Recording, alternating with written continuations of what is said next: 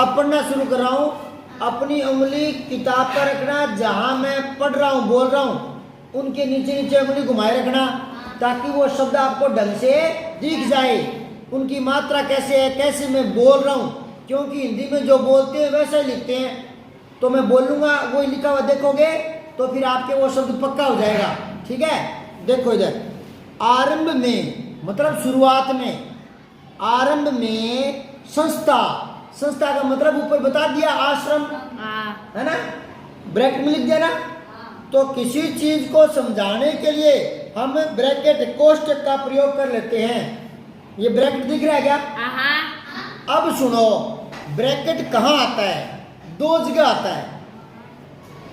एक तो अर्थ बताने के लिए, जैसे मैं लिख दूं इला ने देनी आपने, अगर मैंने कह दी इला तो मैं उसका अर्थ बताने के लिए ब्रैकेट का प्रयोग कर लूंगा।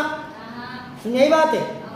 और एक इसने कर लिया संस्था, ये समझाना चाह रहा है कि संस्था किसको कह रहा है ये, तो इसने संकेत दे दिया आश्रम। एक और तरह का संकेत भी हो सकता है, जैसे मैं लिखूं कि मेरे मामा जी का लड़का रामगढ़ में रहता है, रामगढ़ में रहता है। अब मेरे दिमाग में आया रामगढ़ तो राजस्थान में ही है और यूपी में भी है, तो रामगढ़ राजस्थान में दो जगह है, एक मेरे गांव के पास है, एक सीकर में भी है। तो फिर मुझे लगा कि वो समझेगा नहीं तो मुझे समझा देना चाहिए, तो मैं संकेत करके बता दूंगा कि मेरे मामा जी का लड़का रामगढ़, ब्रैकेट में लिख दूंगा हनुमानगढ़, यानी हनुमानगढ़ वाले रामगढ़ में। समझ गए क्या? ऐसे ब्रैकेट का प्रयोग है करते हैं। आगे देखो, आरंभ में संस्था यानी आश्रम में 40 लोग होंगे। जब संस्था की शुरुआत हुई थी ना, कौन सी संस्था? महात्मा गांधी वाली।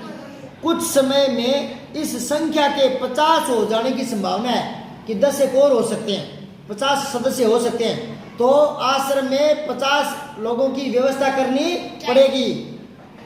हर महीने औसतन, औसत के रूप में 10 अतिथियों के आने की संभावना है। अतिथि मेहमान, तो 10 एक मेहमान है, हर महीने आ सकते हैं। उन्होंने आइडिया लगाया, अनुमान लगाया कि हर महीने 10 एक लोग नए आ सकते हैं, क्योंकि आश्रम बनेगा तो लोग भी आएंगे, संस्था बनेगी तो भागीदारी या सहयोग लेने वाले आएंगे। तो उन्होंने सोचा हर महीने 10 लोग और आ सकते हैं। और देखो, और इनमें से 10 में से जो हर महीने आएंगे नए अतिथि, इनमें से 3 या 5 सह परिवार भी होंगे। सह परिवार, परिवार सहित, कोई अपनी बीवी को, बच्चों को, वो उनको भी ला सकता है। तो ये भी सोचने वाली बात है। इसलिए स्थान की व्यवस्था ऐसी होनी चाहिए कि परिवार वाले लोग अलग रह सके, शेष एक साथ। परिवार वाले इनको अलग रूम दे देंगे तो ऐसा आश्रम बनाएंगे। ये पहले से अनुमान लगाया जा रहा है, ठीक है ना। इनको ध्यान में रखते हुए 3 रसोई घर होने चाहिए और मकान कुल 50,000 वर्ग फुट क्षेत्रफल में होना चाहिए, ताकि लोगों के रहने लायक जगह हो सके। इनके अलावा 3000 पुस्तकें रखने लायक पुस्तकालय भी होनी चाहिए। ये महात्मा गांधी का आदेश था कि उस आश्रम में पुस्तकालय तो होना ही चाहिए। आने वाले पुस्तकों से ज्ञान मिलता है, पुस्तकें सच्चा जीवन साथी होती है, तो पुस्तकों से ज्ञान प्राप्त होता है। ज्ञान से आदमी तरक्की करता है। आदमी तरक्की कब करता है? ज्ञान से। अगर ज्ञान नहीं होगा तो आदमी पशु के समान होगा, और जीव जंतु खाते हैं, पीते हैं, सोते हैं, ऐसे आदमी करता है, खाना पीना सोना। लेकिन ज्ञान है आदमी में तो चांद तक पहुंच गया। पहुंचा कि नहीं? पहुंचा कि नहीं? तो बात यह है कि ज्ञान की कद्र होती है। ज्ञान ही वो चीज है जो धरती पर और जीव जंतुओं से आदमी को अलग सिद्ध कर देती है। नहीं तो आदमी भी दूसरे जीव जंतुओं की तरह होता। लेकिन ज्ञान, बुद्धि, दया, करुणा, ममता, दिल, ये सारी चीजें आदमी को भगवान ने विशिष्ट दे दी, खास तौर पर दे दी। तो आदमी और जीव जंतुओं से अलग हो गया, अपना विकास कर गया। समझे? एक और विकास करने का क्या साधन है, क्या तरीका है? वो है हाथ। ऐसे हाथ किसी और जानवर को नहीं दिए भगवान ने। नहीं। 4 दिए तो चलने के लिए काम आए, तो पैर दे दिए चलने के लिए, और हमें हाथ काम करने के लिए। तो आदमी 100 तरह के काम, हजारों लाखों तरह के काम कर सकता है। तो आदमी का शरीर का जो आकार है वो ऐसा बना दिया, बुद्धि तत्व दे दिया, एक दिल, ये 3 चीजें विशिष्ट दे दी जिससे आदमी ने अपना विकास है कर लिया।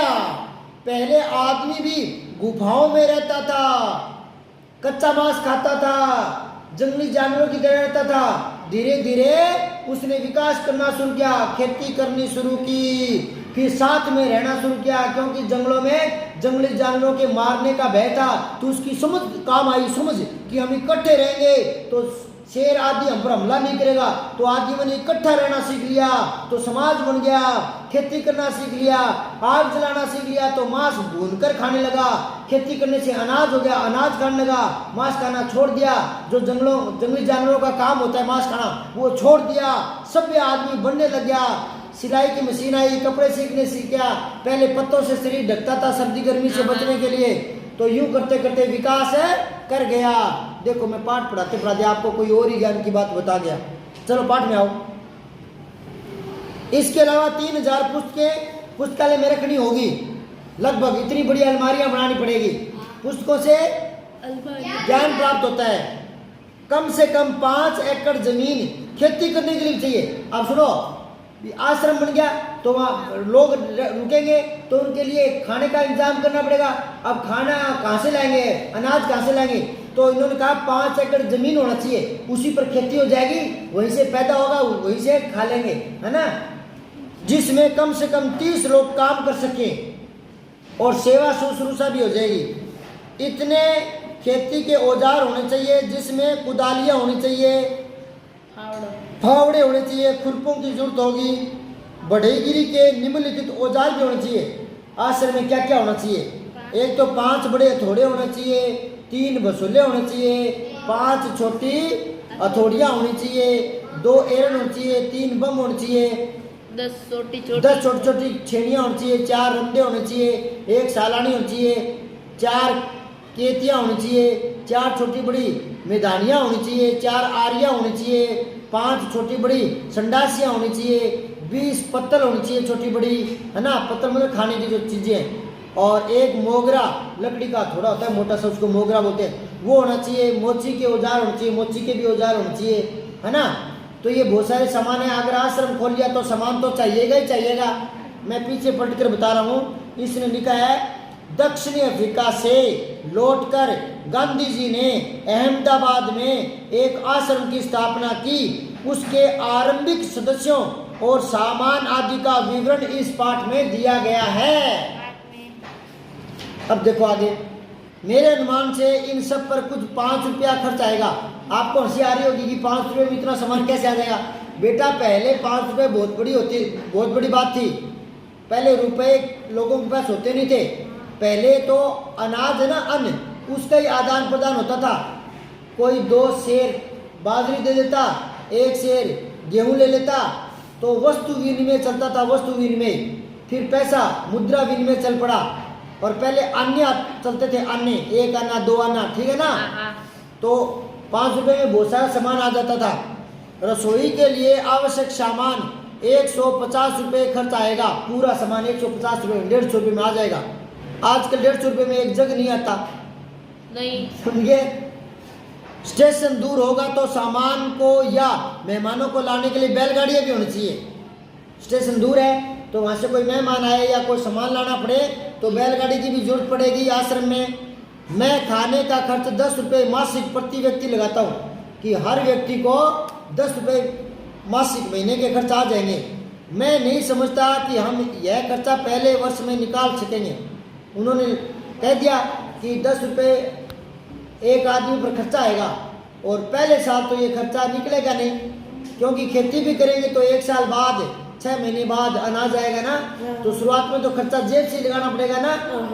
तो वर्ष में औसतन 50 लोगों का खर्च 6000 रुपये आएगा। ये अनुमान लगा रहा है आश्रम में क्या क्या आएगा, कि साल में जो औसतन 50 लोगों का जो खर्च है वो कम से कम 6000 रुपये आएगा।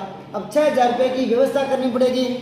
मुझे मालूम हुआ कि प्रमुख लोगों की इच्छा यह है कि अहमदाबाद में यह प्रयोग 1 वर्ष तक किया जाए, कि लोगों ने राय दी है कि अहमदाबाद में 1 साल प्रयोग करके देख लो, खर्चा चल रहा है, आश्रम चल रहा है, नहीं चल रहा है, क्या दिक्कत आ रही है, 1 साल करके देख लो। और अहमदाबाद के लोग हैं उनको ये खर्चा उठाना चाहिए। मेरी मांग तो यह भी होगी कि अहमदाबाद मुझे पूरी ज़मीन और मकान सभी दे दे, तो बाकी खर्च मैं कहीं और से दूसरी जगह से जुटा लूँगा।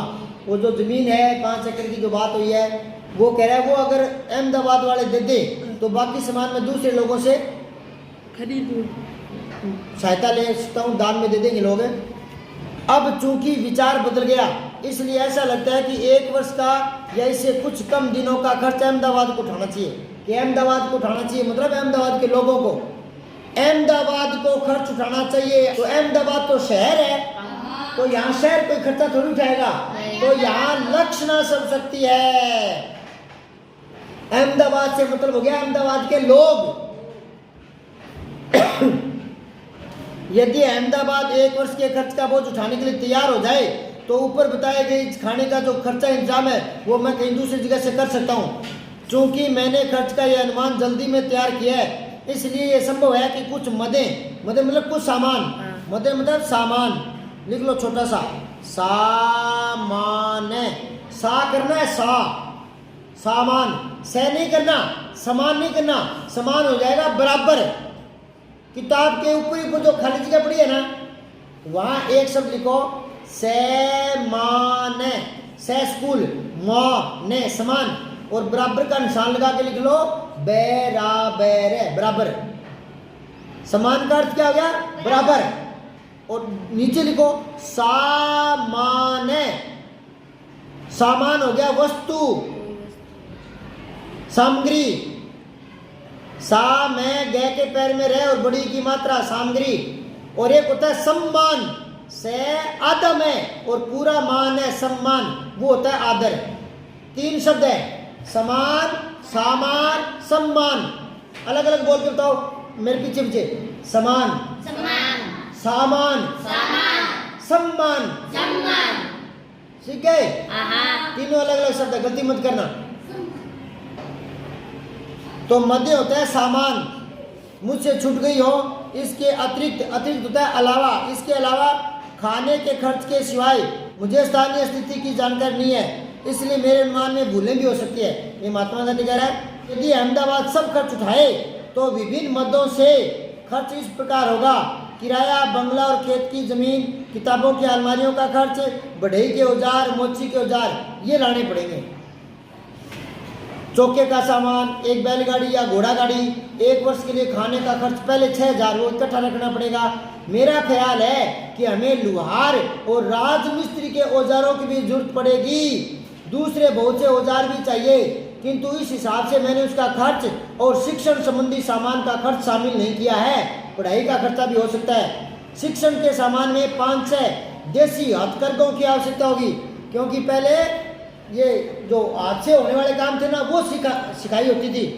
ये पाठ्य पुस्तकें कम, ये तो सिर्फ ज्ञान प्राप्त करने के लिए, रोजगार के लिए हाथों वाले काम सिखाए जाते थे। बढ़िया व्यवस्था थी ताकि कोई भूखा ना मरे। समझे क्या?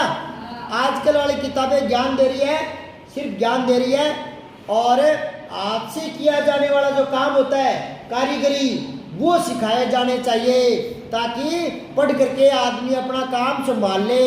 क्योंकि थाने में थानेदार तो एक ही चाहिए और लगने वाले हजारों होंगे, तो सबको थानेदार कैसे बना दें? समझे बात? तो शिक्षा भी क्या होनी चाहिए? रोजगारोन्मुख, रोजगार की तरफ उन्मुख हो, ऐसी शिक्षा चाहिए। ये पाठ पूरा हो गया बेटा, ठीक है? ये कब लिखा गया था? बैसाख बदी 13 को, मंगलवार को, 11 मई 1915 को। कब लिखा गया था? 11 मई।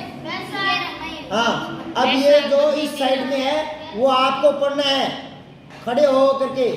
सभी की बारी आएगी, सब पढ़ना शुरू करना, और बाकी उंगली रखना कौन क्या बोल रहा है। गलत शब्द नहीं बोलना, मैं सुनूंगा बराबर, जो गलत बोलेगा चांटा लगेगा। ध्यान से आँख खोल कर देखना और यहाँ से शुरू हो जाओ, पढ़ना शुरू करो।